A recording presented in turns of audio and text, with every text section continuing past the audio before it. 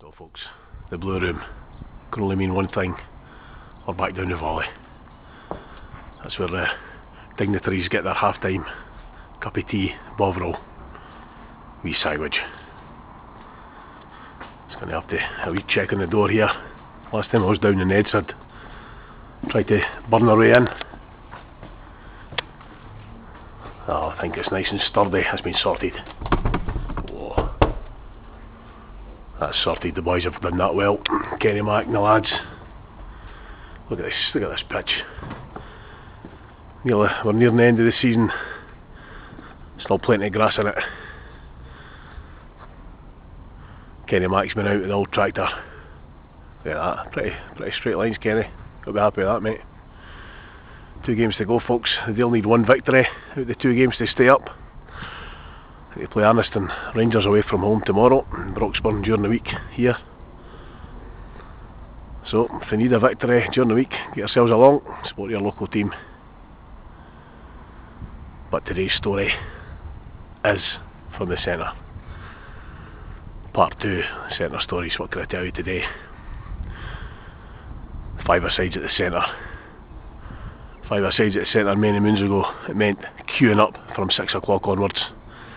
Football didn't start till 7. If you weren't first, you were last.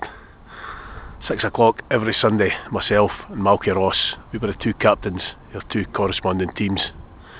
We were there at 6 bells. You can ask Malky about that one. That was back in the days where there was about 12, 14 teams. The format was 3 the winner stayed on. If you got beat, that was your right to the end again. So at least you had a chance of getting a run. Your first team on. Our team, Malky Ross's team, first every week. Can't actually remember who was in Malky Ross's team.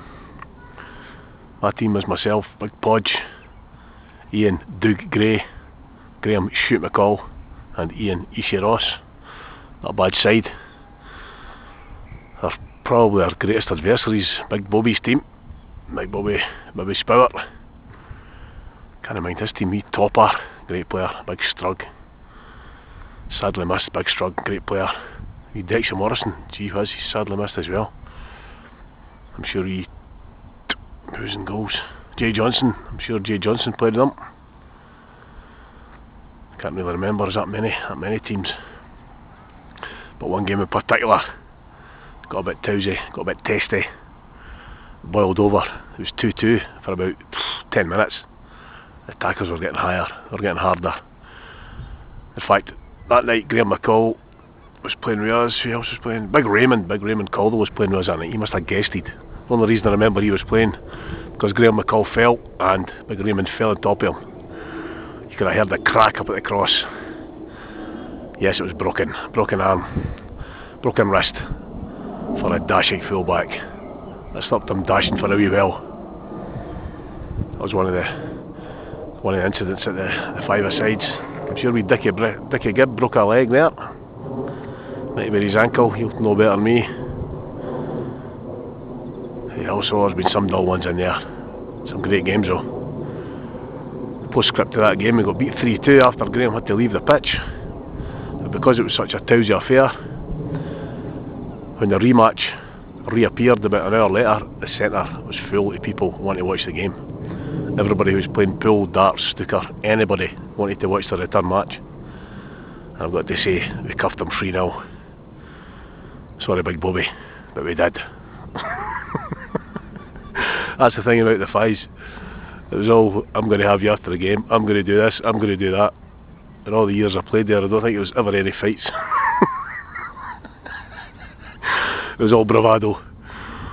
But talking about fights, that leads me right on to a nice big story. Big Neil McLean, Big Neil, but I've got to mention you here, son. Neil was the big lad. He was the sort of, was it monitor, prefect, name it, what you will. Big Neil. He's bigger than me, about 5 stone heavier, but he's a big quiet lad. But he had this job, and we had this job of trying to keep the kids under control. But it wasn't happening one day. When we saw Big Neil, he was sitting on the steps, all forlorn, with a tear in his eye. Me and Big Podge, what's wrong, Neil? Big man, can't handle it. I says, I've no control over him all. I says, Neil, You've got to put your foot down with a firm hand. Get in there and sort it out. So me and Big Pudge out for a game of snooker. Next thing, Big Newbo is ragdolling. Big Newbo was ragdolling folk about the setup.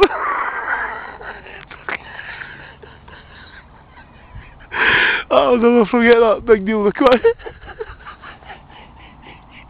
quiet man, he just flipped because me and Big Pudge wound him up. Neil, they're taking money in there, son, you can't have that. Next thing, there's bodies everywhere. Oh, fantastic.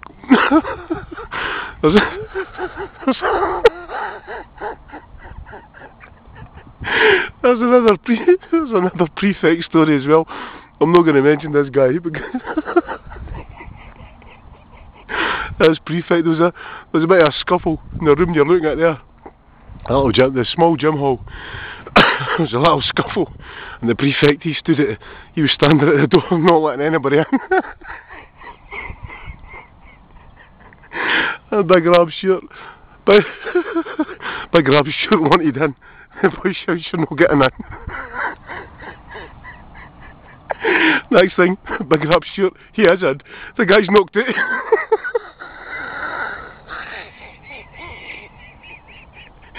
The prefect or monitor, he got taken out of the equation.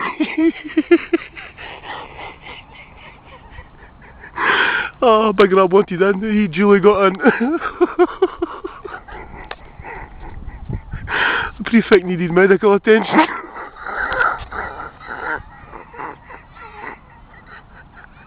Oh, you had to see it. Oh, he's standing at the door. He's standing at the door saying you're not getting in.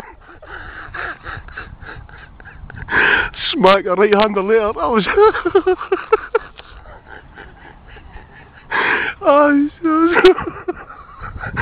That takes me back. Big Newbo McLean, he just lost it completely. And I'm Stuart, he got into the melee. So there you go, there are a couple of funny stories. I got a good laugh at it myself actually. I'll catch you later from the volley and the centre.